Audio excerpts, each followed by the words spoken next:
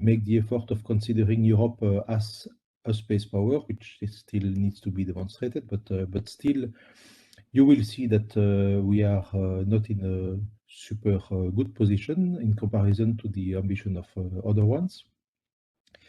That's perhaps the negative aspect of this conference today. Perhaps a more positive aspect is the extremely positive contribution of the space industry to the European commercial balance, where you will see that we contribute a lot to this to the positive commercial balance, showing that European space industry is still very much competitive, which is a good news.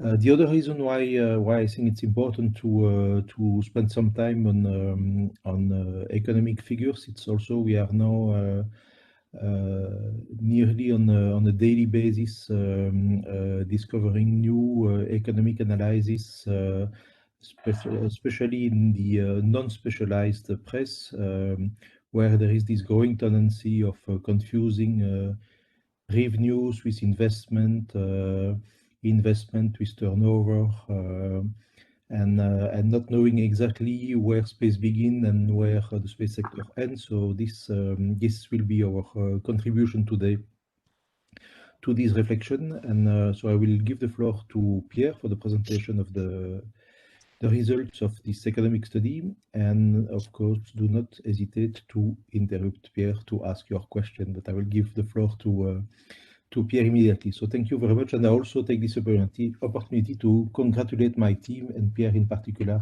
for this enormous work that has been made possible thanks to the effort of the team, but also thanks to the contribution of the European space industries. So not only Eurospace members, but all the others who have contributed. So thank you, and Pierre, you have the floor. Thank you very much, Olivier, for the introduction. Thank you for all who have joined today. I hope that the microphone is working well. I am very pleased to see so many people in attendance. And so I am eager to present to you this year a few economic highlights for the European space sector in 2020. So we do this presentation in the context of the issuing of our Facts and Figures annual report. So let me put the presentation in full screen for some reason. Okay, my computer has decided to use the other screen. Okay, that's a bit disturbing for me, but it's okay. The Facts and Figures is the annual report we publish every year, and which is based on a survey which is performed to measure the economic situation of the European space manufacturing industry in Europe. The Eurospace Facts and Figures exists as a report with a stabilized survey since 1996, and it builds on data that was gathered previously via a contract that was placed by the CNES and ESA in alternance with Eurospace that was measuring the workload of industry. So we built up on that one, we stabilized the methodology, we involved Eurospace members, and we extended the reach to any company in Europe willing to participate to the survey. And since 1996, we create this report, which is published every year.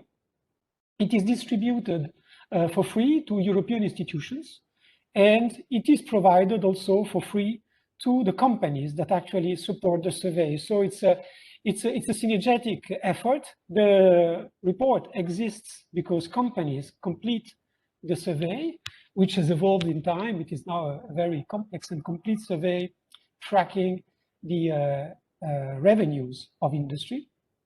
And of course, the added value for them is that thanks to their participation in the survey, they are able to use the report to benchmark their performance, to benchmark how well they are doing with regard to the evolution of the global accessible market to the European space industry. Very important to understand, I am going to present in introduction a few figures which are not related directly to the survey to put the European industry in the global context so that we know how this industry is faring regarding the other space powers in the world, notably the USA, China, Russia, Japan, and India. And in the second part of the presentation, I will unveil the first key data sets that have been produced by Eurospace on the basis of the annual survey. Of course, big spoiler already now, we have registered this year a drop of sales which is worth 1 billion euro compared to 2019. That is a 13% reduction in sales this year. It's a unique situation. It has never happened before since the figures exist since 1991. So this is the major fact of the year. And another point very important before we understand, this survey is focusing on measuring the activity related to the design, development of space systems, which include spacecraft, satellites, sounding tugs, whatever is flying in actual orbit, and the production of the launch systems that are used to launch those satellites in orbit. The survey is an economic survey which respects a number of usual statistical feats. So it measures the revenues generated by sales of those systems. It includes also a measure of service revenue associated to that work, which is basically the business of providing engineering studies and support activities, mostly to the industry in development and management phases of the programs, but also to the agencies. We have a number of outside contractors that are working on site in ESTEC, for instance. The companies providing those services to ESA, but also to industry, are included in the survey, and you will see that they are tracked precisely in the report under the ground segment activities. So, with this longish introduction, one last point is that if you are a European institution or if you are a member of the press, you will be receiving the report by the end of the day. This full report is copyright protected. It can be quoted by the press. It can be used to make specific analysis, but it cannot be reproduced publicly outside the press, and it should not be used to support further analysis without our notice. So I am available to discuss copyright licensing of the figures and the charts. It happens regularly. We do it in a regular basis, but this is not free to publish. So if you receive the report, please do not distribute it around you. This would be a copyright breach. Thank you very much for your attention. Let's move now to the global context. In this chart, we present a measure of global space activities since 1980. So we have 40 years of space activities, and we have split the mass launched every year by customer segment. We separate the mass put in space, so this is spacecraft launched every year, depending on who was paying for that. In red, you see those are the satellites launched on behalf of public money. Every time it is a government paying, we put this mass in red. And we have also private driven space activities. And we see that private activities in space started very slow in the 80s, and they really began growing in a significant way at the end of the 90s. We have seen, however, that since private commercial space developed, it didn't really boom until 2020. So the year 2020 is the year of the big change. This is what I call the Starlink impact. In 2020, commercial space grew significantly. There were 200 tons more launched in 2020 on behalf of private initiative than all the years before. This is changing the scale of space activities in terms of commercial appreciation. But I wouldn't call this a trend, since today it is a single point, okay? Those 200 tons are all related to Starlink. The activity, commercial activity, which is associated to businesses such as Planet, Spire, ICEYE, Black Sky, etc., they generate a lot of demand. Sometimes they deploy large numbers of satellites, but the volume of activity remains very, very small in terms of total satellite mass. This is also a trend that we must recognize. There is today a larger number of very small satellites which are launched, but still they don't have a very strong economic impact on the industry, because we have noted something which is very important to clarify. There is a correlation between the satellite mass and the satellite cost. Small satellites cost much less. So this indication in mass is also a good indication of the volume of business. Also, this is highly relevant for launch activities, because launch activity are measured by the volume launched. So the less we launch in mass, the less revenue will be available for launchers worldwide. So this is a major trend. In 2020, the major increase of private initiative. On the other hand, we see that the activity associated to governments has not really grown, and it remained quite stable in the past 15 years. Let's have a look now at the 5 last years, and we measure with these 2 charts the output of the space industry in all the major space powers. So you see in blue here on the left side, this is the total spacecraft mass produced by Chinese entities between 2016 and 2020. And here you can see on the right side, this is the total mass which has been launched, you see, in 2020 by Chinese launchers. So to be very clear, here we measure the spacecraft output in tons on the left side, and we measure launcher capacity based on launcher production region. So for instance, every launch performed by the Soyuz from Kourou will be counted in the gray histograms, because it is a Russian-built launcher, which is actually putting the mass in orbit. So what are those charts telling us? First, they're telling us, again, 2020 was an exceptional year. Starlink 200 tons, which actually impact the last year in a very significant way from the spacecraft manufacturing perspective and from the launcher manufacturing perspective. With Starlink, with SpaceX, basically the US are taking a major advance over all the other players in terms of spacecraft and launcher capacity. It is a unique situation. It has never happened before. So we are very curious to see how this will develop. On the other side, we also see that we have a ranking in the space powers. They are not all the same size. The industrial output is very different. If you look at the total output of the Indian entities here, it is below 10 tons, more or less, every year. If you look at the situation with China, you see that for China, we have a growth trend. We see that Chinese entities are outputting more and more spacecraft every year, and Chinese launchers are launching a growing quantity of spacecraft every year. So this is another major trend. So we have also this ranking of space powers, and clearly today we have a big message. If we put together the capacity of all those space powers, where clearly the United States now are jumping ahead of everyone. They are closely followed by China, which is still way beyond, but we will look later on that the Chinese institutional effort is probably matching the one from the USA.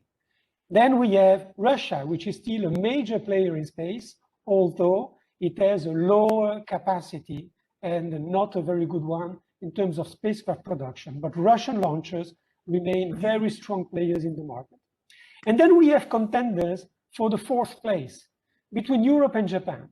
I must say that if we use the mass indicator, of course, Japan will win in terms of spacecraft production, because the Japanese are still involved in producing spacecraft for cargo deliveries to the space stations.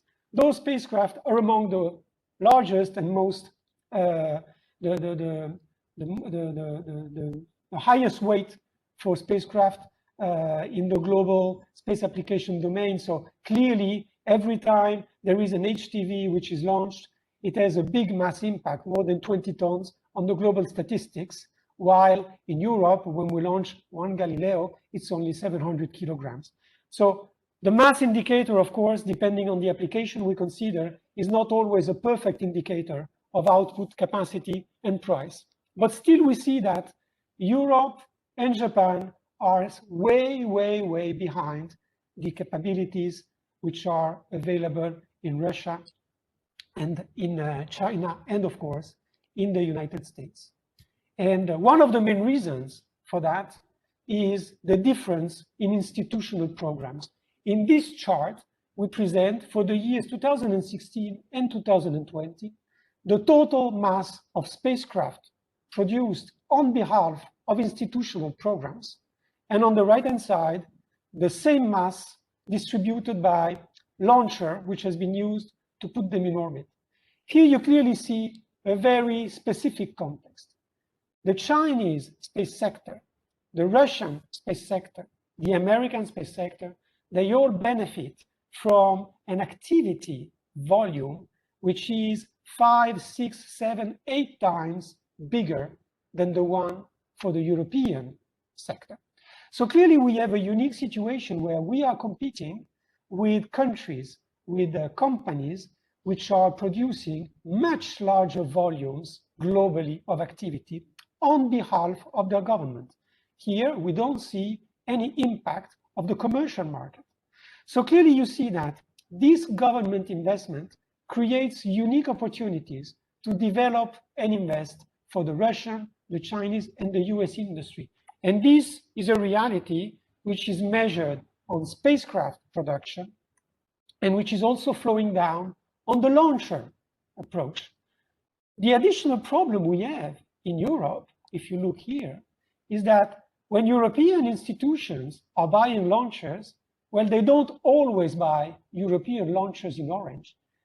In the past 5 years, only half the mass of institutional programs, European institutional programs, was actually launched by European launchers. The other half was launched by Russian launchers. The fact that those Russian launchers are operated in Kourou most of the time, but not always, is of course mildly satisfying. We would very much prefer to have all this market available to actually have more launch opportunities for Vega and for Ariane 5, of course, and in the future Ariane 6. So this is a distressing point. We have a very small institutional domestic market in Europe compared to the other space powers in the world. And here I must make a friendly nod to Commissioner Breton, who keeps stating that Europe is #2 in space. I think that we need to review the metrics altogether and to understand what we're talking about, because in our assessment, Europe at best is #4. And when we look at institutional programs, clearly we are lagging behind. Fortunately, the European industry has managed to gather excellent performance on competitive markets. In those charts, you see the current output of those industrial sectors, Chinese, European, Indian, etc., in terms of spacecraft production and in terms of launcher capacity, split between the amount of mass which was produced on behalf of their domestic institutional market, the one we usually call the captive demand, okay, and how much of that mass is actually produced on behalf of competitive commercial and export markets. And there you see already that we have two major differences in terms of access to those markets.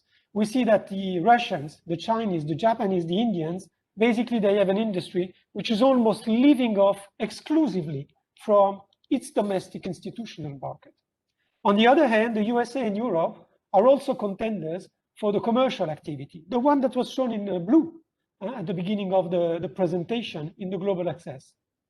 Here you see that Europe and the USA are almost the only players for the export and the commercial market. And we also see here very strongly on the US side, the Starlink impact. We have almost 550 tons of spacecraft produced in 5 years by the USA, but from those 550, 200 were just the last year. It's Starlink. It's a very specific captive market that SpaceX has created for itself. On the other hand, we see that Europe, and to a lesser extent the USA now, is the only industrial sector in the world where the global output for spacecraft measured in mass and the global launch activity measured in mass at launch is actually bigger on the commercial and export market and as I say, much bigger than that, than the activity provided in terms of the domestic institutional business, the captive market, the market from those institutions such as ESA, the EU, CNES, the DLR, the Ministries of Defense, and so on.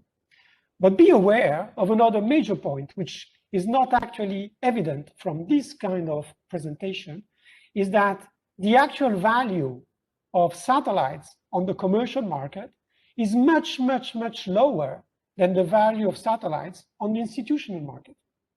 So clearly, when you look at those schemes, you look at output, capacity, effort, production capability.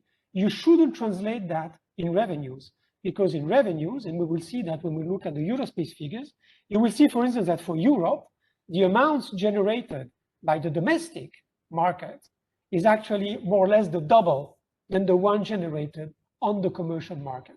So there is a production capability that we measure. We must take into account the fact that commercial and export markets are much, much lower in value than the domestic institutional market. And then we must highlight one very important point, is that, as you well know, the domestic institutional market are only open to local competition. So in Europe, we compete within Europe for European institutional budgets, and in America, they compete between American companies for those American institutional business. So there is very much international trade on those specific markets. So I said that the European budget is quite small. How small is it? Well, not that small. If you start looking at the details, we're pretty proud to see that in Europe, we have a budget which, from the Eurospace assessment, consolidated and looking exclusively at the amounts which are actually funding infrastructure.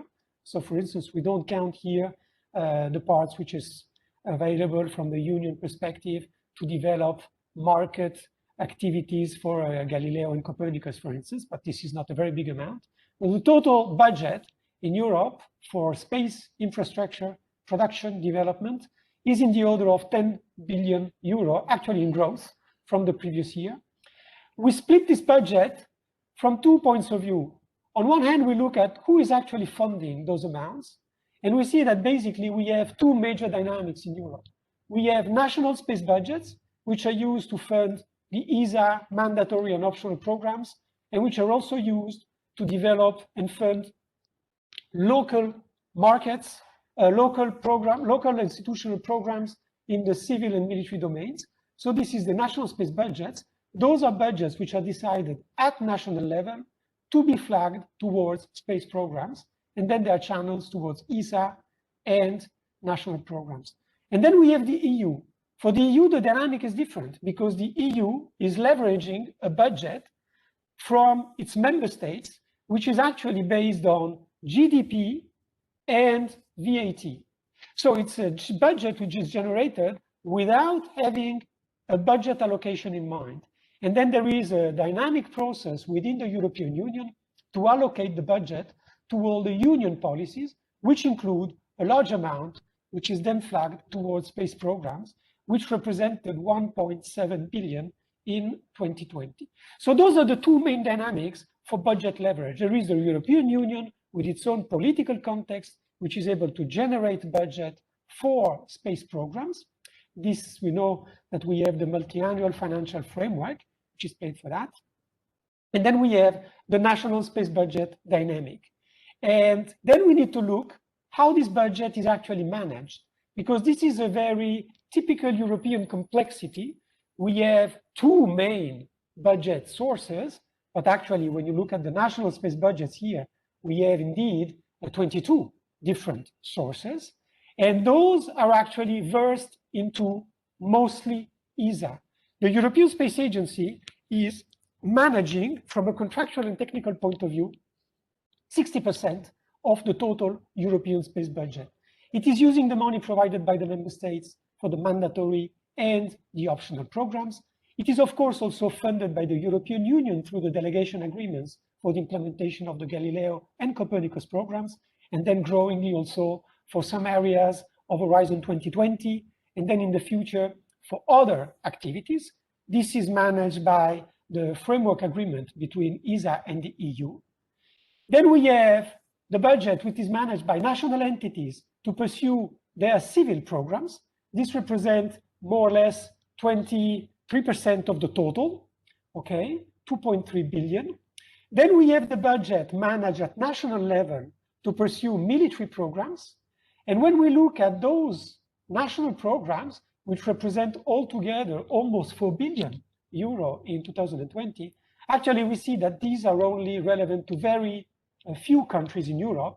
Actually, when you look at the actual amount of those national programs, well, most of that is found in France, Germany, Italy, the UK, and to a lesser extent, Spain. So those are the ones which are pursuing significant investment in national programs. Then, of course, you have some level of budget which is managed by EUMETSAT, which, as you know, is operating a large satellite infrastructure for meteorological services. But most of the budget available for EUMETSAT for developing and launching the EUMETSAT satellite is actually managed by ESA. And then the remaining amount, 200 million, is actually what's left of the 1.7 billion that the EU has available for space programs, which is not delegated to ESA. So this involves some ground segment development for Galileo mostly, and some activities relevant to the framework program for research and innovation, also the ones which are not delegated by ESA. So you see here that ESA is the main driving force for European space programs from a contractual perspective and a technical management entity. So ESA, as you will see then later on, is a very big player in the industrial activity. And keep in mind this figure of 10 billion, because then we will compare that with what is actually available in terms of industry revenues from this total budget of 10 billion. Let's have a look at the European space industry sales. So now we look at the data which is collected by the Eurospace Facts and Figures survey. So this data is unique, it's not in the public domain. And we are very happy to be able to produce such a significant research every year, thanks to the support of our members, of other companies in the sector. Again, it's not limited to Eurospace membership, it is a complete economic model aiming at measuring the totality of space activity. And of course, the effort of Eurospace members is very much welcome because it is paying for the work that we are doing to produce those statistics every year. So we see here a situation, we have 30 years of consolidated statistics, which is a very unique in terms of industrial sectors worldwide. You don't see this for all sectors. And we see a trend in sales. So the orange or red histograms represent the value of sales every year. So a few points, in 30 years, the business has almost tripled from the industry. We were slightly above 3 billion. We were almost at 9 billion in 2019. So it is a sector in growth, and we will see what are the dynamics of that growth. This growth has a cyclical component. I will explain later on what is driving this seeming cycle. And this growth in activity has been supported by constant growth in employment. This year, we achieved for the first time the symbolic value of 50,000 direct employees for the space industrial sector in Europe. And despite the fact that the business had registered a very big drop between 2019 and 2020, we still see employment in growth. I must say, however, that this employment growth is actually fueled by diverging trends. We see that in the very big players, the larger group in space, we have seen employment reduction in 2020 compared to 2019. On the other hand, we have seen players from the smaller companies, including the emerging players in the new space, having grown significantly last year compared to 2020. So those are the ones which have fueled the global growth. They have more than compensated the employment reduction within the large players, and also the activity and the employment in the mid-caps has also grown. So let's have a look at the industry employment by country. As I said before, in Europe, all countries are not equal. Some are investing much more in space than others, and as a result, well, accumulated efforts, years and years, decades and decades, create massive local industrial capacities as a result. So in this chart, you can see the difference in terms of industrial employment between the various European countries. We are very happy because now we are growing the number of countries that we include in the survey. For instance, we have recently included Romania, not only because our members, such as CEDER and GMV, are actually working in Romania, are expanding their activities there, but also because we are registering interest from new space players, which we include in our survey, such as, well, the not so well known and not so successful so far ARCA company, which is actually producing those new green launchers. You can see also other countries which are emerging, Poland, which is expected to become a major player, also because a lot of large industries are actually branching out to Poland to develop, and also because there is a growing new space segment in Poland with, I don't know, I want to mention the KP Labs, for instance. We also have institutes working there, ASD-Eurospace. So clearly there is activity there. We also have activity growing in very, very small countries. And this is thanks to the new space and SME environment.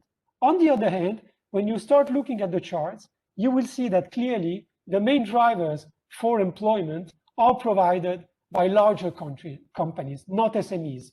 Large groups, mid-caps are actually what any country should actually aim at if it wants to develop in full its segment. So SMEs must grow out and not be SMEs anymore. You don't want to have a space sector locally composed exclusively of SMEs because it will not be solid enough and it will not reflect the future growth. So if you want to have growth, you must expect your SME to become mid-caps, and then why not large groups. Here you see France, Germany, Italy, Spain, the UK, to a lesser extent, Belgium and the Netherlands. They're clearly the major players in space. But as you can see, France with almost 18,000 people working in space, compared to Germany with 10,000, a bit more, compared to Italy, almost 6,000, the UK, Spain, 4,000 to 5,000. Clearly, we have major differences in efforts. So this is also due to the fact that despite the fact that if you compare, for instance, the contribution of France and Germany to the ESA budget, if you compare the national budget of France and Germany, they are more or less of the same size. Still, not having made the same choices, we see that France also has developed an industry which is participating much more than the German industry to the commercial market, which creates other business and employment opportunities. We also provide, so the global split, you see that totally speaking, large groups, which are companies which have more than 10,000 global employees, represent 65% of space employment in Europe. The mid-caps, which are companies which at global level represent less than 10,000 employees, they provide 25% of total employment, and SMEs, in our assessment, about 10%. And clearly, with the new space effort, those SMEs are growing. With that regard, I would like to make one important statement.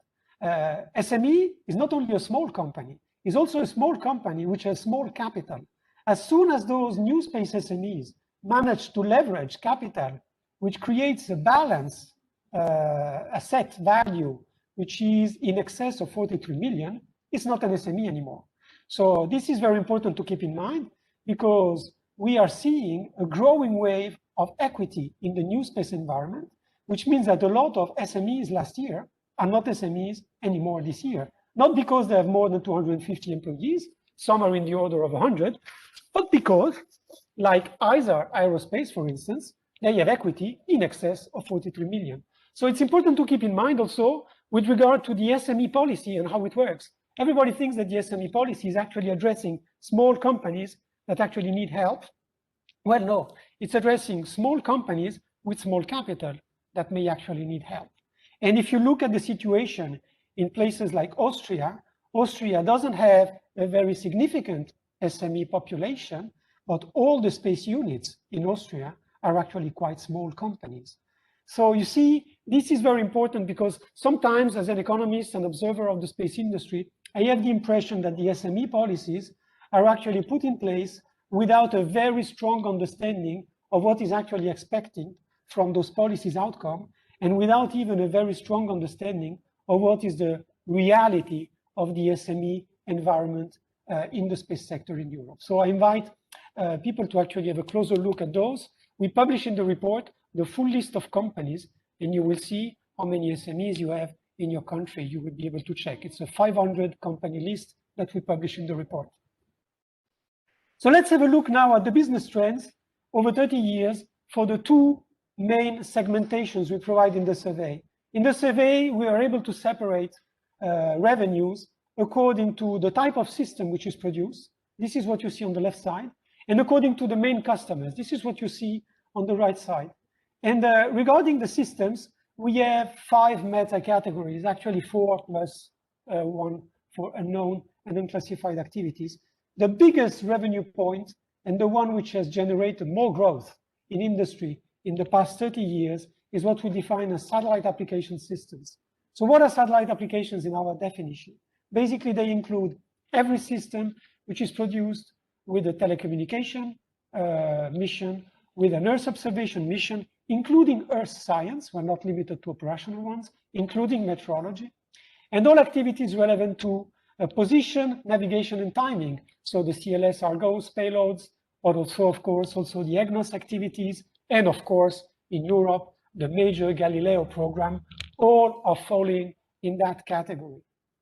The satellite applications exhibit a cyclical type of growth, because if you look at the 3 components that we have in this curve, one very big one for the European industry is the telecommunications segment. As I said at the beginning, we are strong in exporting satellite systems. We are strong on the commercial market for satellite systems. Well, this commercial market is almost single-handedly composed of telecommunication systems. It was the case in the past. It will be the case in the future. We have, of course, a number of exports in Earth observation systems, but those are very limited in value if you compare them to the global impact of telecommunication systems. In average, every year in the past 10 years, the European space industry has sold 2 billion worth of communication satellites worldwide, commercial ones. And in contrast, Earth observation systems, they represent between 150 and 200 million a year in sales. So clearly not the same amount. It's interesting because there are almost all export sales for observation systems, but still we don't expect this market to actually provide a lot of growth in the future, on the contrary. And this market for geostationary telecommunication systems is the one which has created this cyclical impact on satellite application sales, because there is a more or less 10 to 15 years cycle in procurement for geostationary telecommunication systems. When we look at recent years, you see here that we have achieved a very high figure of almost 5 billion euros. So 2 billion of those are actually communication systems. So what is the rest? Well, the rest is the Earth observation systems, mostly the Copernicus and other Earth observation efforts, including in the military, produced for institutional programs. So basically we see that commercial business is mostly telecom with private funding, and Earth observation business is mostly institutional, okay? And we have a lot of systems which are produced in that way. We have the Sentinels, we have the meteorological systems, we have tactical observation in radar, in optical. This is creating additional opportunities within the order of a few billion euro every year. And then, of course, we have the navigation program. You will be able to review all the details of how those values evolve point by point, line by line in the report, because we have all the detailed graphs and charts for those. The second point in revenue is actually associated to launcher programs. So basically the European industry is producing launcher systems, and it has basically 2 drivers for this activity. One driver is the activity for development, consolidation, and support provided mostly through the ESA programs. Ariane 5 development, Ariane 6 development, Vega E, Vega C, MCO, ARTA, VERTA, LEAP, EGAS, etc., etc., etc. So this is, depending on the year, representing between 30% and 60% of the total revenues generated in the launcher segment. The rest is associated to the sales of operational launch systems to the European launch operator, plus a few experts, but that don't represent huge amounts every year. We see that in the last year, we have registered a very big drop in launcher sales, as we had in satellite sales. And this, I will explain later on what were the dynamics. So launcher business is between 1 and 1.8 billion euro every year in the past 3 decades in industry. It's very stable. You see also that it has a slightly cyclical component, because you see that when there are more satellites to launch, well, there is more business in launch business. This is pretty logic, although you must keep in mind that all the satellites which are produced on behalf of the blue revenues that you see here are not necessarily launched by the European launchers, Ariane and Vega. So this is a general trend, mostly related to the evolutions of the commercial satellite trend, which again has a slightly cyclical component. Then we see the gray curve, which is one of the most exciting things we have seen so far, which is the growth of scientific systems. So this includes every scientific satellite produced on behalf of ESA and national programs. And here we look mostly at astronomy efforts and everything which is related to the development of activities associated to the International Space Station. So the deliveries of the Columbus module, the cupola, the nodes, the MPLM business, all this is business produced by European companies on behalf of what we call scientific systems. So this includes, again, science program, human activities, and also now exploration. There is a lot of interest growing towards planetary exploration. We have had the Rosetta success. We are moving towards the moon. We are considering Mars. We are going to the Jupiter icy moons very soon. So clearly we have a strong interest. And this is the growth we registered in the past 15 years in this segment, which has more than doubled its size in terms of revenues for the industry. And then we have one last segment, which we call support activities to maintain continuity with the original survey we made. But here we have a statistical discontinuity because we introduced a new methodology in 2009, and we started to count separately ground segments from the rest. And now most of the growth that we have registered in the past 10 years in this segment is associated to the accurate measure we have of ground segment activities, which include the work associated to producing the ground control systems, the work associated to producing the ground mission segment, the antennas for upload and download, etc., and all the activities, as I mentioned at the beginning of the presentation, which are associated to provide engineering, support, test, EGSE, MGSE to the industry and the agencies in Europe. Still, we note that there is a correlation of the growth of the ground segment business and the growth of satellite and launcher and science business, because more activity for orbital deployments actually require more business from the ground segment perspective. So all those points are moving more or less in the same direction. Now let's have a look on the right side. And here you see the sales by the main customer segments. Here we produce again the main categories, which I showed at the beginning of the presentation when I was presenting statistics of satellite production and launcher capacity output in terms of mass. Here I put exactly the same categorization, so I separate between the European institutional segment. So this is the revenues generated to the business of the European public customers, ESA, the EU, EUMETSAT, but also in the first decade here until 2001, the public customers included Inmarsat, which was a public company then, Intelsat, which was a public company, not in Europe at the time, Eutelsat, okay? So the institutional Europe, the perimeter has changed a little bit with the privatization of those entities. This has not had a dramatic impact on the total. And then here I put together everything which is related in red to commercial and export markets, which includes every single export of satellite systems, including equipment and so forth, and also all the activity related to the operational launcher segment. So you see a different split. And here you see that basically we have seen a growth trend.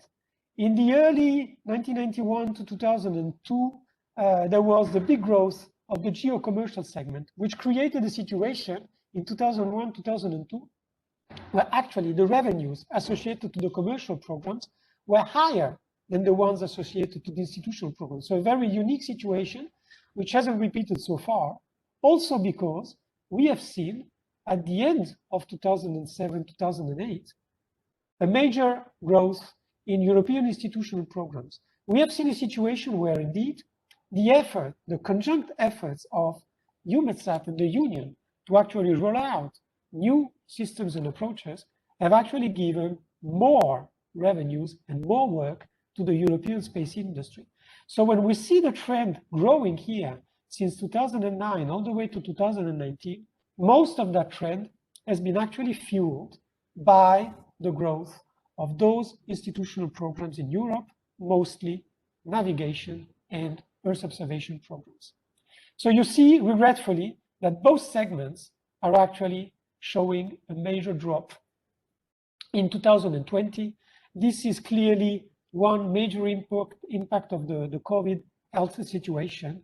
So I'm going to detail that a little bit with the next slides, where I'm going to dig deeper into those segments. So let us have a look first at the European institutional segments. As I showed at the beginning of the slide, we have 5 main segments with European institutions. We have ESA in deep blue.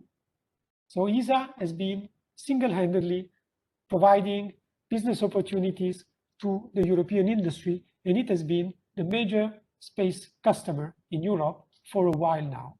In this chart, I am separating from the ESA activity, the activity which is related to the delegation from the EU programs and the delegation from the EUMETSAT program. So they are excluded. In reality, most of the business is actually managed by ESA, but in order to identify the revenue sources, I have made the split looking at the program impact. So we can actually separate between what is actually managed by ESA on behalf of the ESA programs and what is actually managed by ESA on behalf of the EU and on behalf of EUMETSAT.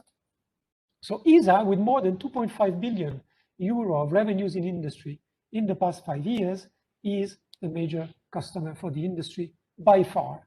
Again, the total business of the industry in 2020, I didn't say it loud, but it's 7.7 billion. So you see, ESA alone represents 1/3 of the total.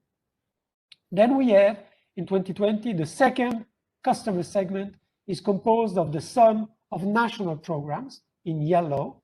This is the amounts associated to the programs managed mostly by CNES, CNES, ASI, and the DLR, to a lesser extent, the UKSA, and a little bit, we see a few little bit Spanish national activities, but not of the same intensity. Those represented in 2020, 1 billion euro of industry revenues. Then we have the EU-driven programs, mostly Galileo, EGNOS, Copernicus. They represented 600 million euro in 2020. And then we have the EUMETSAT and the military program. So the EUMETSAT program is actually quite small, in the order of 180 million. And the military program represent 500 million in 2020. So we see two very distressing figures here. Basically, we see a big drop in revenues from the ESA perspective. This is very strange because if you look at the budget figures, you see that the ESA budget in 2020 was bigger than the one in 2019. Also, despite the COVID crisis, ESA has registered high sales in 2020, high purchases, excuse me, in 2020, higher than in 2019. So we have been discussing this with ESA, and we have actually understood that ESA has actually paid a lot of cash advances to the companies. But considering the fact that the programmatic milestones were not achieved, the invoices were not issued by industry accordingly. So clearly we have ESA, which has made a lot of efforts to provide cash continuity to industry in 2020. However, industry has registered sales, which are measured on the amount of invoiced produced in the year, lower sales in 2020. So this actually should be compensated in next years. So we registered 500 million of drop in ESA sales in 2020. We believe that those will be progressively compensated in 21 and 22, but maybe not in totality, because a part of that drop is also related to a number of setbacks and difficulties on mostly the launcher programs. And for those, the compensation will be happening only later when we have the Ariane 6 maiden flight. So that will be maybe not compensated as early as 21 and 22. So we should be careful monitoring the figures next year, because we may have this compensation effect, which will suggest a growth in ESA business that will actually be related to the, I would say, administrative and technical setback we had with the COVID crisis in 2020. We see exactly the same trend with the EU programs, because basically they've been managed by ESA, and so they reflect exactly the same technical and administrative problems that were registered for the ESA programs. And we see also that military programs registered a major drop. Unfortunately, for those, I don't have a specific explanation. I've been discussing with a few colleagues from industry, trying to understand if this was related to the COVID crisis as well, or if there was another reason, but it was impossible for us to find a sensible reason. And the main players in the military domain, they're not so eager to discuss with us as ESA was. Again, I would like to highlight the fact that ESA has been incredibly helpful in investigating this seeming inconsistency between the ESA registered purchases in growth and the industry registered sales in reduction. So globally speaking, one key point we should keep in mind is that industry revenues associated to institutional programs in 2020, they represented 5 billion in total, actually 4.9, okay, out of 7.7. So 2/3 of the European space industry business was related to European institutional programs. And again, if you remember the beginning of the presentation, where we were showing the amount of satellite mass that was produced on behalf of the institutional programs compared to the one that was produced on behalf of commercial programs, there was the other ratio effect. This, again, exemplifies the fact that we have a lot of R&D, a lot of research, a lot of validation, a lot of tests, a lot of phase 0, phase A, which actually create more value integrated in the sales with regard to the total mass, which is eventually launched. Now let's have a look at the commercial satellite and ground segment market segments. So this is the pendant from the satellite perspective of the institutional business. Here we see globally that we have a market which is in the order of 1.6 billion euro in 2020. What is striking with this business, the commercial satellite business, is that its three components, well, two of them are actually showing decrease since a few years now. Only one, the gray histograms, is actually showing growth. So those segments are actually comparable one to the other, particularly the blue and the red. The blue represents the sales of complete end-to-end systems, so including the satellite and the ground segment, to commercial operators in Europe. So those basically are the sales of our industry, the payments associated to the programs of Eutelsat, of Inmarsat, but also of Hispasat and SES and a few other lesser satellite operators in Europe. So they represent a business which has a cyclical component, again, as often the case with GEO satellites, but this is also related to orders in batches. Those operators often buy satellites by 2 or 3, and so basically they create a bump in revenue and activity, and then they flow down, and then another bump when there is a new signature. We see in red the same type of business, but associated exclusively to export customers. So those are our experts to mostly the Middle East, Asia, and to a very lesser extent, Latin America, where actually the Americans are better than us in terms of market penetration. This is a business which has been growing significantly. Actually, in 2015 and 2016, we hit record sales on those market segments, but it is really precipitating quite fast. Again, this is also due to the fact that, well, when you sell one Arabsat, of course, it takes a while before you sell a second one. So those are big, sizable contracts. This bump was quite unique.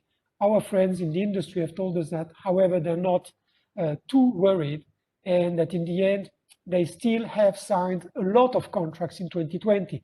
If you followed the announcers of Thales and Airbus, both of them have been very satisfied with the fact that 2020 indeed is a low point in sales, but the order book is filling up.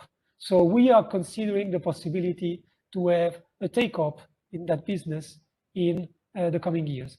On the other hand, we see a rather stable business point here, which is the actual expert, not of complete satellite systems, but ground segments, parts of ground segments, antennas, etc., and also satellite equipment, payloads, amplifiers, batteries, solar arrays, etc. This is a very strong point for a number of European players, not only the big one, by the way. We have a number of SMEs and mid-caps, which are actually very strong in exporting satellite equipment and satellite payloads and satellite ground segments. And this has shown even a growth in 2020 compared to 2019. It's one of the very few segments which has actually registered a growth in 2020. And this is due to the good performance of those equipment worldwide. It is also a kind of indication that probably the COVID impact in terms of industry activity slowdown was not as strong in other countries as it was in Europe in 2020. So this is something that we are eager to consider as well. Maybe the COVID impact was more severe in terms of industrial impact on the space sector in Europe than it was on other space sectors worldwide. So this is about the commercial satellite segment, and I'm nearing now the end of the presentation by showing you the very good measure of export we have in the past decade for the European space systems at large, because this is something that we have analyzed regularly at Eurospace level. And we have found that space systems that represent overall 23 billion worth of sales in the past decade, well, they have actually contributed strongly to the European trade balance. Actually, if you diminish the exports by the value of imports, because Europe is also the first importers of satellite systems and launch services worldwide, but still we have a positive trade balance for the space sector. This positive trade balance has generated a net trade surplus, which is worth 1.1 billion euro a year. I'm sorry, I missed the billion here, but it's 1.1 billion euro per year in average. And the split is, most of that comes from complete satellite systems, the one I was describing previously, worth 640 million euro a year. A big part of that is associated to launch services, which generate positive trade balance worth 300 million. And of course, those specific markets for equipment and subsystems, which actually generate 150 million euro a year. What is interesting to note is that we are also importing a lot. This is because, as I said at the beginning, we are often launching with the Russian launchers. So this is basically what it cost us in 10 years. We're also, and when I say we, it's a few European-based operators, well, they're actually buying satellites from the US. This is the case of Telenor in Norway. Most of the time, they're buying American. This is also sometimes the case for the Spanish operator. This is also, of course, the case very often for SES. So those European operators which are buying non-European satellites, well, they are creating a situation where they make less business for the European industry, but also they have a strong impact, negative impact, on the export trade.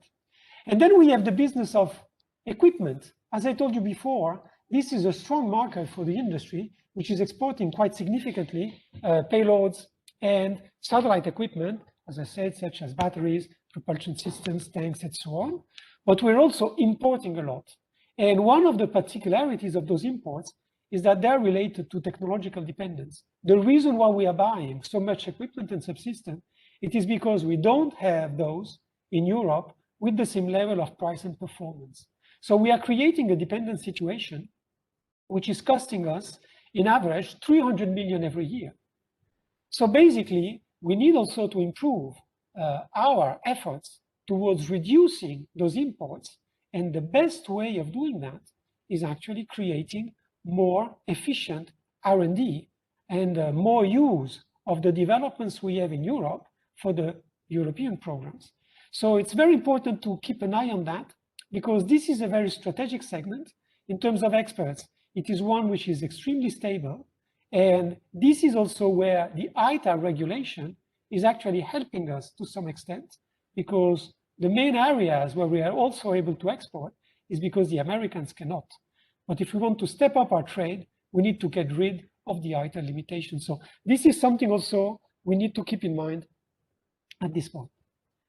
And then I am concluding my presentation with this very last slide, which is actually looking at the launcher segment market. So the launcher segment market, as I said at the beginning, is actually split between two main domains. The launcher industry has revenues from the development programs funded by the institutional entities in Europe, in blue on the top right chart. And then they have also revenues from the sale of operational systems. Today in Europe, we have one single launch operator. It's called ASD-Eurospace. And so most of the revenues there are generated from the sales to ASD-Eurospace. Of course, we also have a few exports. For instance, the European launcher industry is exporting fairings. This is one of the major achievements of RUAG, which is not only doing fairings, but they're doing fairings for US and Japanese launchers. And so those are actually accounting as exports for the part which is produced in Europe, because they're also now producing in the USA, and that part of the business is not counted in the figures here. And we also have a few experts for electronics, sensors, and propulsion equipment from the point of view of launchers. But still you see that there is a kind of balance between the blue and the red histograms year after year. You can see in 2016, the major revenue impact in blue of the launch of the INC's development program.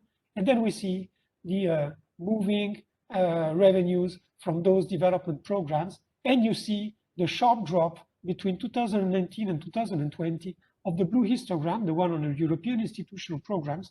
This is what I was mentioning at the beginning. We are registering here technical and programmatic issues. As you know, Ariane 6 will be delayed, so this will create an issue. We also see a reduction of activity in terms of operational systems. This, we believe, is mostly due to the shutdown of Kourou for a few weeks, and the global slowdown of launch activity that we have registered.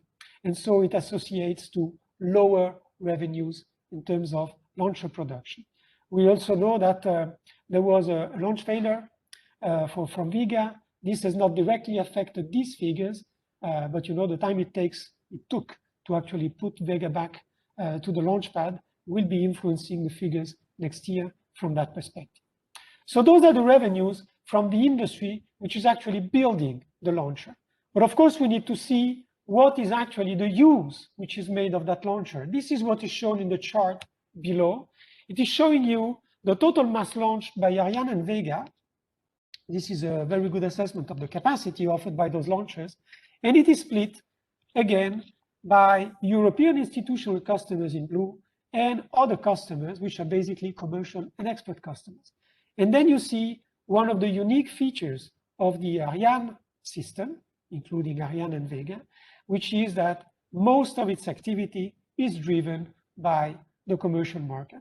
And as soon as the commercial market is actually not providing sufficient launch opportunity to those systems, well, the cost become unbearable and the situation becomes critical for the launch operators. So here it is interesting to note that there has been a major reduction of launcher-driven activity. If you look at the beginning of 2010, 11, 12, 13, we had quite a significant amount of business from the European institutions, but we are not creating today enough opportunities for the European launchers. Sometimes as an economist, I'm wondering what would the European launch system look like if instead of launching 3, 4, 5 tons a year on behalf of the combined efforts of ESA, EU, and national institutional programs, if it could launch 40, 50 tons a year for those programs, an amount which is only half of the one provided by the Chinese program. It is only 40% of the amount provided by the US programs. So if that was the case, I believe that the European launch system would be much more robust in terms of technical qualities, but also mechanically, and this is a true feat of usual launcher economics, it would be much less expensive to use. So the average cost of launch of the European launch system would be much lower for all customers if there was more accessible demand and more stable demand. So this concludes the presentation for the day. I said I would do it in 1 hour. Apparently, it's the case. I am now moving to the open questions. So I'm stopping to share my presentation.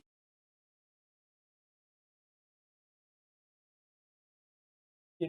So if you can kindly raise your hand before asking a question and putting on your camera if you want to speak, and I will be monitoring that. And so the floor is open. Thank you for your attention. We are very happy to have you there.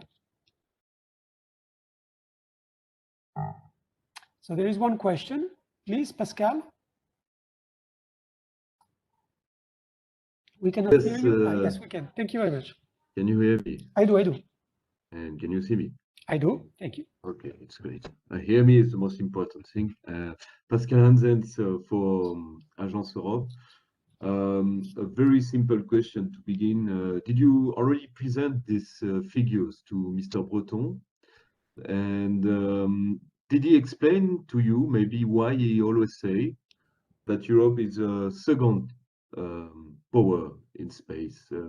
Is he using another way of calculating figures, for instance? That's my first question.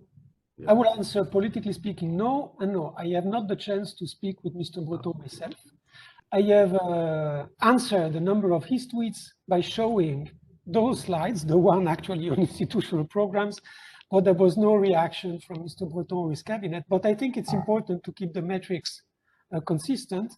And then I have a hint. I believe that the reason why Mr. Breton says that we are the number 2 space power in the world is because of the bad assessments which are usually made on global space budgets, which are actually putting a very low value for both the Chinese and the Russian budgets, because they're using market exchange rates and are not trying to build what they should build if the economic analysis would be made correctly, which are purchasing power parities exchange rates, which for space programs would be very specific. If you look at what the Russian space program is actually able to buy in terms of launcher capacity, launch site development, spacecraft deployed, or the Chinese, clearly the Chinese program is launching a rover on the far side of the moon. It is launching a rover on Mars. It is launching 103 tons of spacecraft every year. Half of that is military. They have 8 operational launcher families. They have 3 launch sites plus 2 in development. They have an industry which is strong of 200,000 people. And we say we are above them. the analysts which produce the budget assessment, they say the Chinese budget is $8 billion. I mean, this is completely disruptive in terms of logical thought. So that has been a concern for me for many, many years. It doesn't make sense to present the Chinese budget. People should say, China is not publishing any information on budget. So if you ask me what is the Chinese budget, my answer is, I don't know. Unless someone in the CIA, someone, I don't know, at the DGSE in France, has this kind of information and then wants to make it available to the public. But clearly, I think it's intellectually dishonest that those studies are actually available to the public without not even a footnote. So that has been a rant of mine for the past 20 years. So I'm complaining with these guys even directly in their face. Okay, so this is what we have today. I'm not naming the consulting companies, but I believe they know who they are, but they're not listening today, I guess. Thank you. We have a question from Peter de Selding. Hello, Peter. Hello, good afternoon. Thank you. I have a couple, and just stop me when I've gone on too long. First is a clarification. Do I need to take it? I'll go one at a time. Yes, thank you. First, you vacillate. You talk about a lot of euros when the graphic is talking in dollars. So is the graphic, look at graphic 18, for example. That's mainly in dollars, and you're talking euros. So I don't care. Just give us one. Do we believe what the graphic says, and you just talking in euros because it's whatever? Or in fact, was the graphic wrong? So no, this graphic is in dollars because all those experts usually are actually pursued in dollars. So we look at dollar intake and dollar output in terms of imports and exports. But all the other charts we are making are actually built in euro for the part which is relevant to the facts and figures. But of course, those one on experts are labeled in dollars because actually it's dollar input. Fair enough. Okay, that clarifies that. Thank you. The second question is, I'm not sure how to calculate the effect of your calling Soyuz in French Guiana a foreign launcher, a non-European launcher. And a follow-on to that is Arianespace's biggest commercial contract ever is for a constellation mainly being launched from Russia. Yes. It will be managing those Soyuz. So how do you, that will be revenue to Arianespace. Just like in the Soyuz activity in Kourou is revenue to the French state, revenue to anybody working in the launch pad and Arianespace. How do you just call that a foreign thing, or do you at least give part of the revenue credit? The fact is that, so this is a very easy answer for me because the point behind that is the following. Here I am measuring the production of the launcher and the revenue associated to producing the launcher. And when I look at the launch statistics, I am looking at the revenue which is generated by using Ariane 5 and Vega to launch foreign satellites. So you see, this is how it's flowing down. So the revenue of Arianespace is completely another story because in this survey, Arianespace is a customer. Also, I would like to think about the other point. If Arianespace is using Soyuz in Kourou, the first thing they have to do is to buy the Soyuz and import it in Kourou. So the cost of using Soyuz in Kourou has to be considered from the imports point of view. And this is what actually I was showing also in my slide 18. In the slide 18, where I'm showing import and exports, maybe you can share it again. In the slide 18, I'm actually showing, is it sharing? It's take a while to refresh. In the slide 18, I am actually showing the value of imports for launch services, and most of the value of launcher imports associated to launching European programs is actually relevant to the imports of Soyuz in Kourou. You cannot imagine that those Soyuz are provided for free by the Russian industry. So in terms of trade balance, yes, there is a net profit, hopefully for Arianespace, of buying this and then selling the service. But in the end, my impression is that most of the value generated from the sale of the service is actually going to the Russian industry in the end because they are providing the launcher. On the contrary, when Arianespace is actually operating Ariane 5 or Vega, well, they make a profit, hopefully, by selling the service compared to what they are paying the launcher segments and the launcher integration. But in the end, most of the value from the service is going to the European industry. The Eurospace facts and figures is centered on European manufacturing capabilities. So this is why we may have maybe this problem of actually understanding the dynamics. Yeah, it's not obvious to understand that. A related question, you know, the Airbus has a 50% share of a satellite manufacturing facility in Florida, which is building the 700 or so OneWeb satellites. How are you going to treat that? We don't. The point principle is that in our survey, we only count the revenues which are associated to activities performed on European territory. So we call Europe the extended amount of ESA plus EU member states. All revenues generated outside, and I was mentioning at some point in the presentation the fact that RUAG is now building some fairings actually close to ULA in the United States. That revenue is not counted in our statistics. It exists, it's good for RUAG to have that business, but it's not European space industry revenue from the European production of space systems. It is excluded. The methodology is very clear from that. So we don't have that assessment. Fair enough. Okay. Speaking of RUAG, you mentioned the COVID effects on the launcher activity in French Guiana for a couple of months. And you mentioned the Vega failure, which also delayed that vehicle. But you didn't mention that the Ariane 5... Vega failure was in November. It didn't delay much. Right. And yes, there was an Ariane 5 issue, technical issue.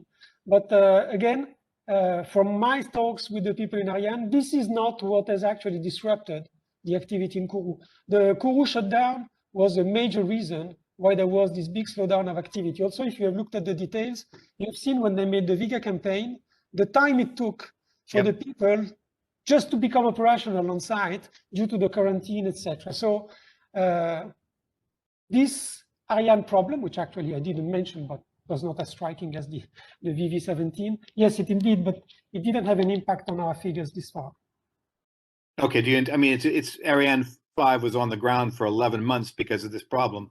You take away a couple of months, 3 months, whatever you want for COVID, you've still got a net difference of multiple months it was down because of a design issue on a fairing. You don't expect that you say that's got a negligible effect in 2020. Okay, in 2021 too? I am not presenting figures for 2021. Okay, fair enough. All right. And a last one, you mentioned, Pierre, in the beginning, why you are so focused on tonnage, okay? And I know for launchers that makes a big difference, okay? More tons is more money, and there's a pretty much a one-to-one correlation there.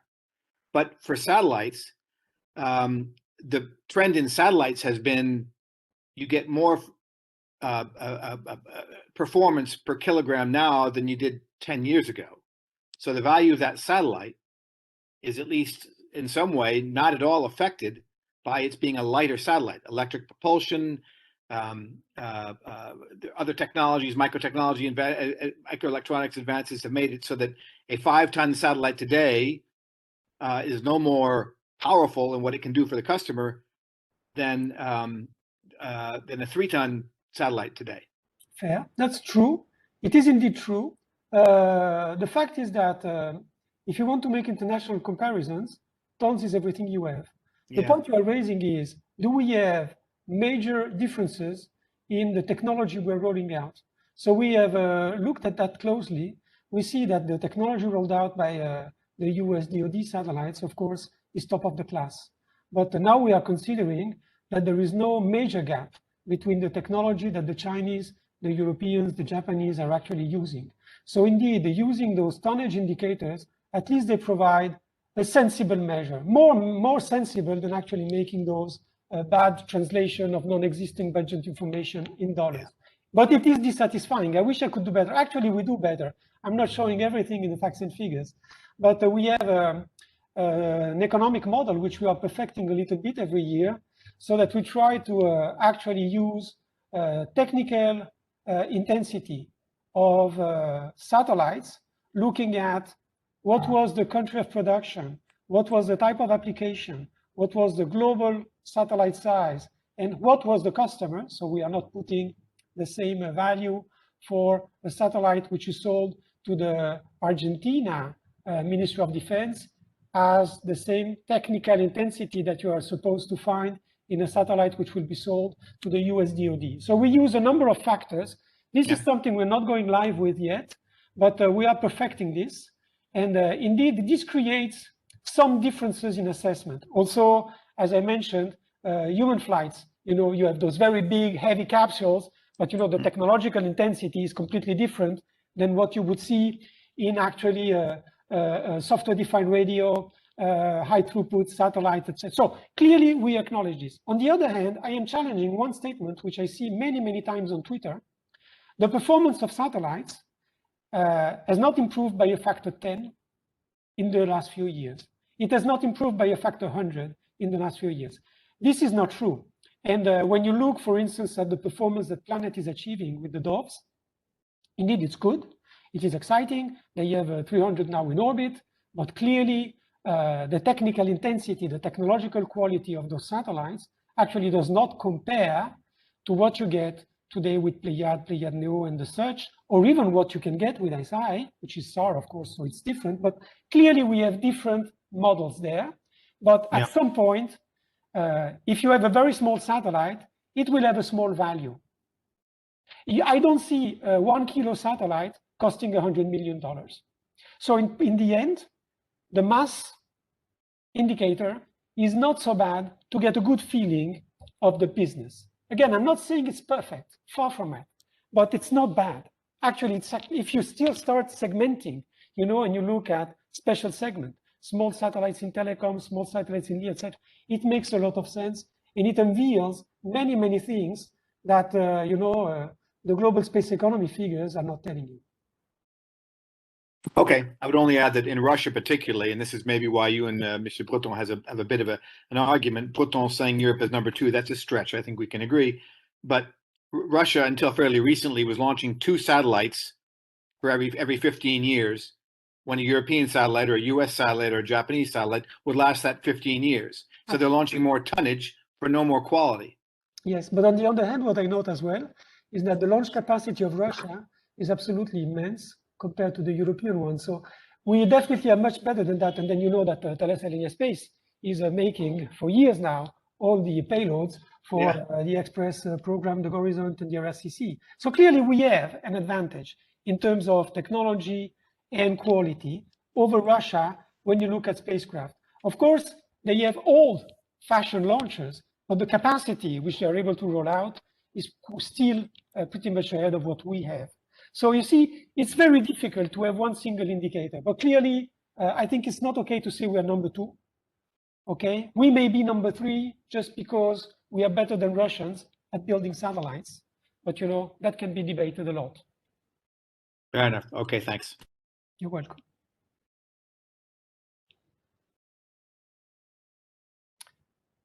Other questions? Pascal?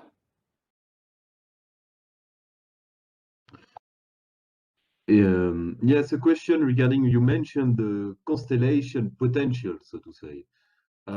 For you, what could be the best option which is currently studied by the European Commission? How many satellites would be good enough for the European space industry? Do you have already such figures? And no, I don't want to answer that question because I don't have this information from the facts and figures. So I would like to focus on the data we have, which is the data from the past. And but one thing I wanted to note is that if there were, let's say, 2 billion more in the European space budget, and if that money would go against an operational system that would have recurrent business for the industry, in the end, the European space sector would have more business for both satellites and launch activity, and that would be a good point. So you see, that's the typical lobbying message. Give me more money, I will give better things to you. But again, we need to understand at some point in time, and this is something which I'm strongly convinced about, is that there is a kind of critical mass to be achieved when you have a big launcher, a medium launcher, and soon a few micro launchers on your territory. If you don't give them sufficient business, they will never be efficient enough. Because this is a feature of launcher economics. A good launcher is a launcher which is not grounded too much, so it must be technically robust, and this is just a nod at Peter's remarks before. Of course, you must have a robust launcher, technically speaking, but if it doesn't launch enough, it is difficult to keep it robust, difficult and expensive. So in the end, I believe that there is a critical mass to be achieved. And we see the Russians are launching often. Their satellites may not be that good, but that keeps the industry alive and it keeps the sector rolling. So I have the impression in Europe that we have ambitions which are a tad below the industry we have built. Now we need to take advantage of all this. But of course, it's a strong lobbying message and maybe a bit entendu. But I think it's important to understand because it wouldn't cost that much. And when you start looking at the global effort, which is done by the US, the Chinese, and the Russians, I think it would make sense that we step it up a little bit in Europe.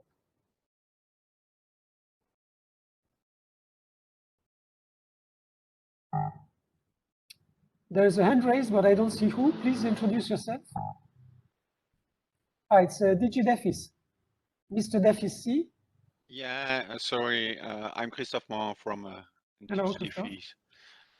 Just a question. There is always this discussion on the new space and what is the weight of space in your figures, and notably you have stated a lot of examples. Mm-hmm. In fact, the Europe is producing, I would say, more big satellites, those kind of approach. Have you any kind of metrics to compare, in fact, the nature of the production of those satellites within Europe compared to the US and to Russia and China, if you consider only the fourth key player? What is the share of, in fact, the production of big satellites and the share of, I would say, small satellites? Well, it's an interesting question. So I don't have exact metrics right now, but we keep a tab on every single satellite which is launched, and we keep a tab on who is actually building it and who is actually paying for the satellite and who is actually launching it. Today, the new space, the problem is that it's still PowerPoint companies. I'm not saying this as a bad word. It's because they are building up capability. So for instance, I am tracking the new space environment. In 2019, in Europe, new space employment was in the order of 500 to 600 people. In 2020, it is up to 1,500 people. So you see, it has tripled. But when you start looking at the actual output in terms of satellites, most of the companies there, and I have listed the 250 European startups in space infrastructure only. I'm not counting anything from the downstream. I'm tracking only the infrastructure companies because that's my job. If you look at those companies, most of them are still in infancy. Only a few have actually deployed initial capability. I would like to mention ISI, for instance. Then we have a few key players in Europe because they seem to be the reference players for actually providing nano satellites for demonstration feeds for the whole new space in the world. Clyde, or AAC Clyde, GomSpace, NanoAvionics, EasySpace. Those companies are producing 6, 7, 8, 10 CubeSats, and sometimes even more every year. Of course, if you look at the global scale, those are rather small companies. They represent altogether 200 people. So you compare that to the industrial capability of even OHB. OHB is 3,000 people, and they have the capacity to do much more. So you see, the problem with the new space is that, one, there is only one big new space player and a medium one, which has actually deployed a lot of satellite. It's Starlink and OneWeb. So this is a reality, and it's clouding everything. If you look at that dimension, the rest of the new space is almost non-existent. Then you have Planet and Spire, which has deployed large numbers of very small satellites built in-house. And again, those are pretty unique still at this point. There's not much than that. And then we have a number of few players here and there, which are starting deploying Capella Space, ISI, Black Sky, etc., etc. We need to see how it ramps up, and this will take 2-3 years before we can actually make an economic assessment of all this. But one information I would like to pass is the following. There is a big difference in the new space between the very big impact in terms of equity leverage, such as SpaceX, Blue Origin, and OneWeb, and now the 10 SPACs we have in space, which are actually leveraging huge amounts of money. Then we have the other dimension, which is the dimension we have also in Europe. We have a number of space players in the infrastructure development domain. And there, I tell you one thing, which I believe is important to keep in mind. I don't see any major difference or lagging behind between the Europeans and the Americans. I am not sufficiently informed of the Chinese new space. I believe it's a bit difficult to understand, so I cannot vouch for that. But I can really tell you, if you start looking company by company, Europe is not very far behind the United States, but we don't have SpaceX. We don't have Blue Origin, okay? So this is a fact. But for the new space part, we need to see 3 years from now how those companies are faring. We have a few very good players in Europe, but we also have to accept that for the time being, those players are really small. And you know, it is like comparing your local coffee shop with Starbucks. Will your local coffee shop become the new Starbucks because they have a new way of making coffee, better and maybe cheaper? And then in that case, it will take up, people will like it, and then maybe it will grow because so many people will want to buy that coffee. But today, we have the Starbucks in space, and SpaceX is part of the Starbucks in space now, and you have your local coffee shop in the form of the many new players which are emerging. We need to look into them, but still accept the fact that it's not yet a business. It's not yet even a market case. It's not yet even a product for most of them. So it's early. It's early to say it will not work. It's early to say it will work. And it's early to say they will replace the big and they will become big. Many of them, if you look at the history of GomSpace is struggling. It's a good company doing good products. They managed to sell a very small satellite in the world, but it's struggling. Financially, it is struggling. So it is very difficult to get a solid business case. And this is why I'm also questioning the real nature of the new space narrative. Is it really possible to make a satellite so cheap and at the same time so efficient that it makes you good money? So yes, please. That's the point. In fact, there is all this narrative of new space, and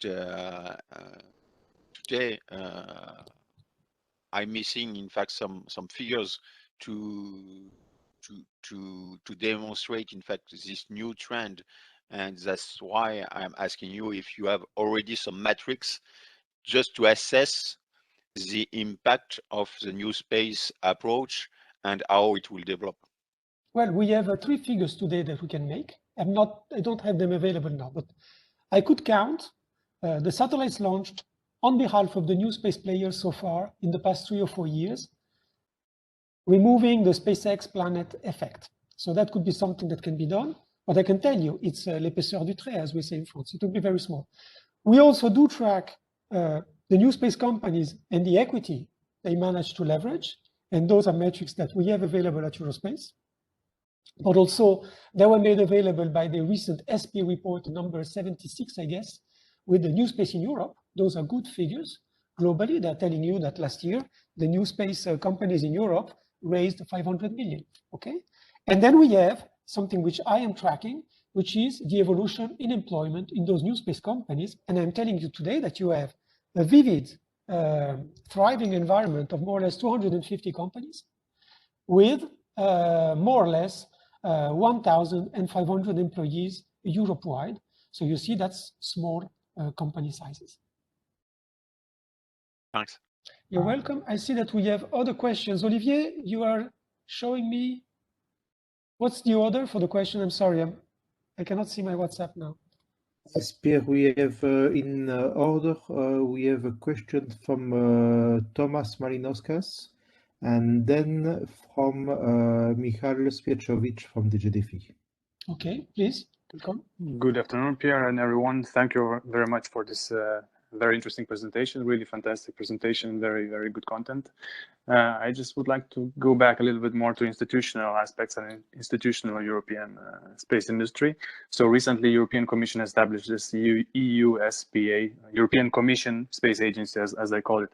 I would like to ask you, how do you see an impact of this agency, or it will be just another, I would say, bureaucratic organism which will just collaborate with ESA, or there will be some kind of split of budgets and split of I would say activities? We already see now that Thierry Breton is talking about this Space Launcher Alliance, and then which is, I think, a little bit in competition with what ESA is thinking. So I would like to get your view and maybe opinion about this. Thank you. Well, it's a bit out of scope, if I may say so, but I don't want to avoid the question. Still, I would like to highlight one point, is that the EUSPA, from what I understand, but Olivier will be able to elaborate a bit more because he is the policy expert in Eurospace, not myself. I'm the economist. And but the EUSPA is nothing more than the GSA, which has been rebranded. So, you know, we are changing a little bit the perimeter. The GSA was only looking at Galileo. Now it will also handle other programs. And so they decided to change the name. So I don't see this as an impact. From the budget point of view, we see that this is a management agency, which is actually getting a budget delegation. And it is entrusted by the Commission to manage this budget in many ways. And I don't want to go into that right now, but we should just understand that there is sometimes some competition on who is actually the real entity managing the budget. So in some cases, the EU as a political entity is giving the EUSPA the budget, and the EUSPA maybe then entrusts ESA for the technical and contractual management of that same budget. So we have three layers, and in some cases, I believe that ESA thinks it would be better to have only two layers and to skip completely the EUSPA. So, but maybe, Olivier, you want to add a comment on that, but that's beyond the topic of the day. Yeah, indeed, but that the situation might have been considered a bit complicated a few weeks ago, but now the three institutions have signed this FFPA, which is the financial framework agreement between the three institutions. So from an industry point of view, there is no real concern. It's governance between public institutions, and at least on the paper, the things are clear. So. And in any case, EUSPA will only get the budget it actually receives from the EU budget for obvious reasons. So we don't really expect an impact on the economics of the sector, at least in the upstream. Let us not forget that EUSPA has also a mandate to develop the downstream sector. So, but we are not monitoring this. So we have Okay. Michal Pietrovitz, sorry, I'm maybe not pronouncing that right. Yes, Maurice, good afternoon. Can you hear me? Yes, we do. I'm Michal Spiechowicz from DG Defis Unit Space Policy. This is very interesting presentation. I'm really grateful for it. Gives a bit coherence regarding the situation on the market. I also tend to agree that this number of kilograms and perhaps number of launches per year provides a quite good indication on what is happening in the world within the launcher market. Even if this is not perfect, this is really useful. My question is related to keeping European launcher industry or launcher segment globally competitive middle term, long term, in terms of capacities due to scale effect. So seeing that we have much lower demand than China and US, and knowing that that scale effect provides opportunity to absorb by markets new technologies, new developments, also lowering price per kilogram, etc. Are you in a position to assess, like middle term, long term, how much percentage of US or China tonnage per year or number of launches we need to keep to give a chance to our industry to stay competitive long term in terms of technology capacities, price per kilogram, etc.? Do you have this feeling? Thank you. Well, the figure, I believe, is pretty well known, not only by me.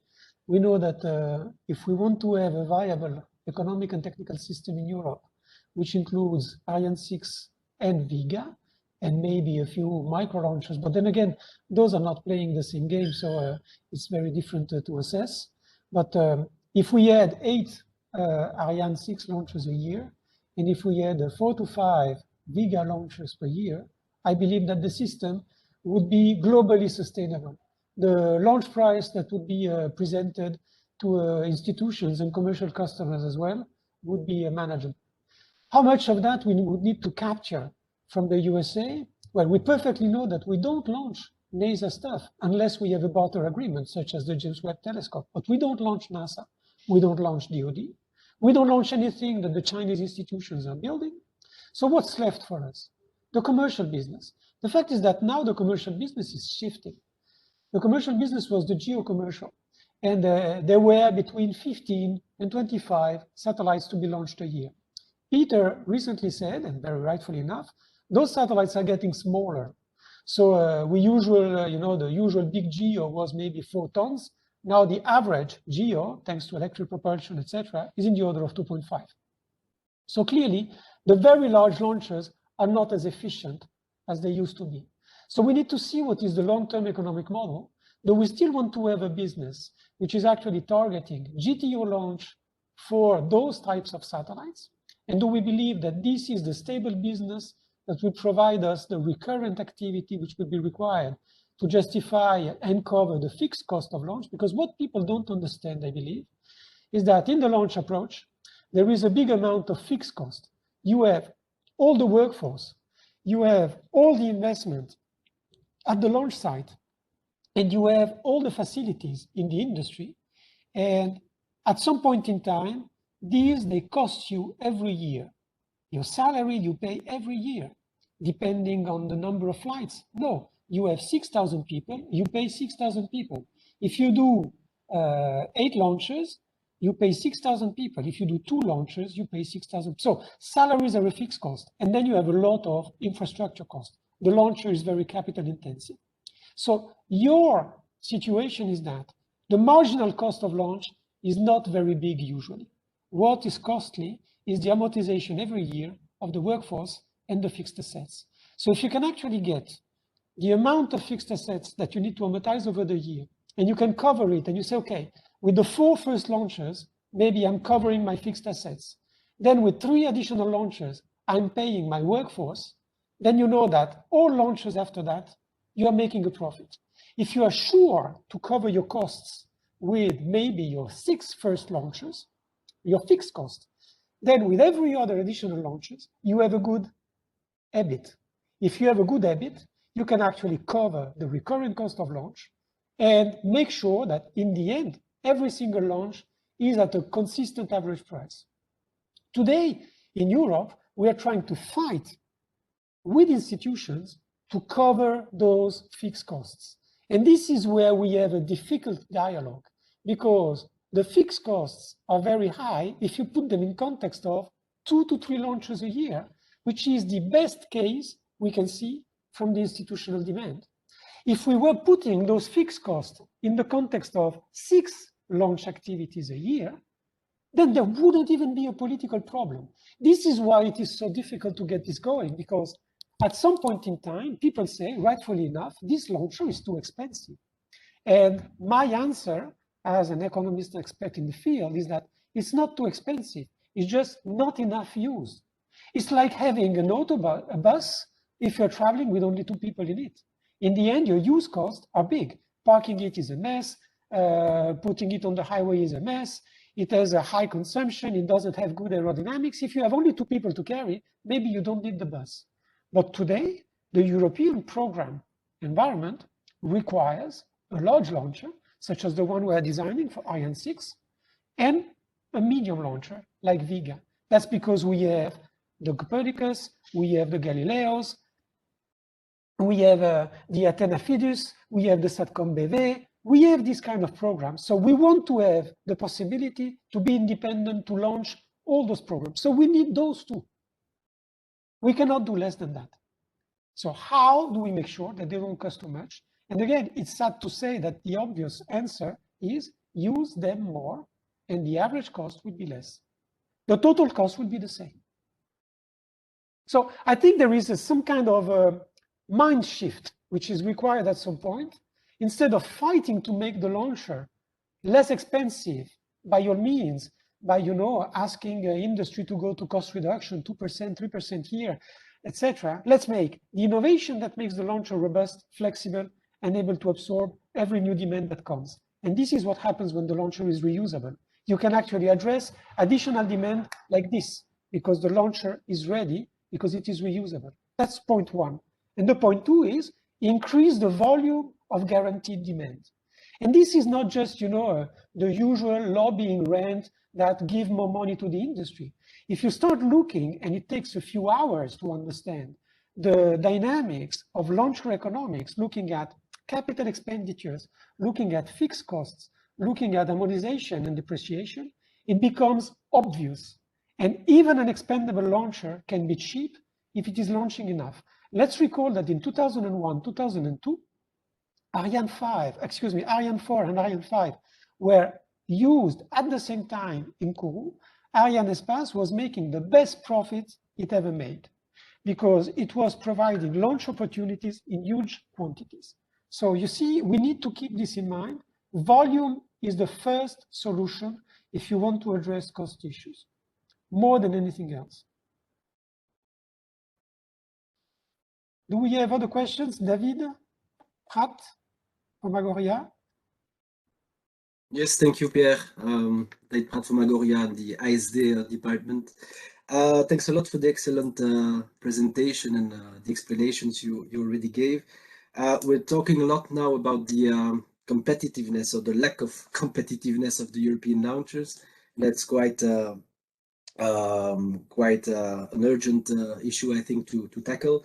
So I'm wondering if you already have some ideas, and if I say ideas, I know that maybe you have some figures or data about the evolution and the number of European satellites, so built by European industry, but that are launched by non-European launchers. So is there some data about that? And I'm not talking about the bigger satellites like the ones that are built by OHB, Thales Alenia Space or Airbus, but there are some smaller satellites built by European industry, maybe also more in the new space domain, and that are launched elsewhere or with other launchers than European ones. So do we have figures about that? Because I guess that can also be a good trend to analyze, just to see if the European launchers are still covering that aspects and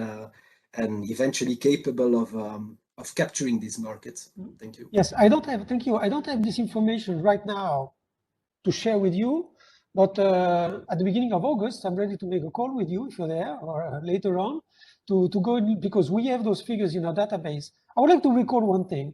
Everybody was talking about the Transporter 1 and Transporter 2 mission of SpaceX. And then everybody made, a big fuss about it was a PSLV launch that deployed, the largest number of CubeSats ever put in space, and it was 104. Okay, well, Vega is doing exactly the same. Vega is doing exactly the same. So how many of those would be European and how many of those would not be? I don't have this information at hand. But what I'm saying is that there is no major significant difference between all those launch systems. It's not inherent, it's not this one is good in absolute and this one is horrible in absolute. There is a problem of actually having the correct launcher economics in place. So launching very small satellites is a good opportunistic business for medium and small launchers. It is not a very good business for large launchers. I'm taking again the example of the Transporter 1 mission. I made all my tiny calculations. It deployed a total of 14 tons in orbit, okay? But of that, there were only maybe 8 million paid if I take the $5,000 per kilo, which is the advertised price. At best, the paid customers, they only paid 8 million in total to fly Transporter 1. All the rest was Starlink. So it's a free launch for Starlink, or it's a non-cost launch for Starlink, but still, it's not a good business. It is not a good business if you are very low price. And this is, again, a very key point of launcher economics. If you start putting down the launch price, then the value of launch goes down mechanically. So the launcher market, global value, we see it is decreasing despite the fact that the mass in launch is not changing. This is because there is a pressure on price. And then I would like to raise another typical economist question, because it's been a question that we, looking at the launcher economics, have been asking ourselves many, many times. Is there price elasticity for launch services? This means, are you going to buy more launch if the price of launch goes down? We have seen in the past 10 years a reduction of launch price globally, okay, from the various offerings in the order of, I would say, 25 to 30%. That was the global price reduction, mostly driven by SpaceX. And I don't see the demand growing significantly. We do see indeed so many new players coming up and say, okay, I'm going to launch 60 satellites, but every satellite is 10 kilograms. So basically these guys are launching 60 per 10. That's 600 kilograms launched. What are you doing with 600 kilograms launched? This is creating the opportunity for one launch of, how is it called? From RFA, for instance, or ISAR. One, not 200, it's one. So clearly, even if you look at the budding environment of all those new space companies, something must strike you is that if they all propose to deploy very small satellites, even in very large quantities, if those don't reach the quantities which are measured in thousands and thousands and thousands, which will be the case with Starlink, Kuiper, and Lightspeed, if you don't reach those figures, this is not a good, interesting market, even if you have 10, 20, 30 of those companies, because that would create opportunity for 1 ton launched here for the deployment of a full-scale constellation, and then maybe 600 kilograms there, and maybe that much the next year. But it's not changing the dynamics of the launch market. At least that's not the way I see it, because clearly it's like DHL versus Maersk. You know, if you can fill up a container, you need to wait until it is filled up. This is the, how is it called? And you know, this company which is making so much advertising on Instagram, Wish. So you make the order, and then, you know, until the container is not full, they're not shipping it. So my son is still waiting. It's been 18 months now. He ordered, you know, a rucksack on Wish. You see? So we need to understand this economic. Launcher is all about volume, destinations, and flexibility. I would like to thank you all very much for participating here. Also, thank you very much for the nice messages in the chat. I'm looking at them. I appreciate that very, very much. And so just a piece of information. This presentation will be available from our website. This information is okay to use in the press with appropriate quotation. This information is okay to use in the public because it is public information on the website. And the ones from the institutions and the press will also receive by the end of the day the full report, which should be treated with confidentiality. It is not a public document. So thank you very much for being here. Olivier, maybe you want to say bye-bye if your connection is still good enough. Yes, Thank you, Pierre. If WebEx stops rejecting me every time I take the floor, indeed. So thank you to all participants, and I wish you a good weekend, and for the luckiest among you, perhaps already a good summer break. So thank you again, Pierre, for this very clear presentation. Thank you, guys. See you Thank soon. you, guys. Thank you.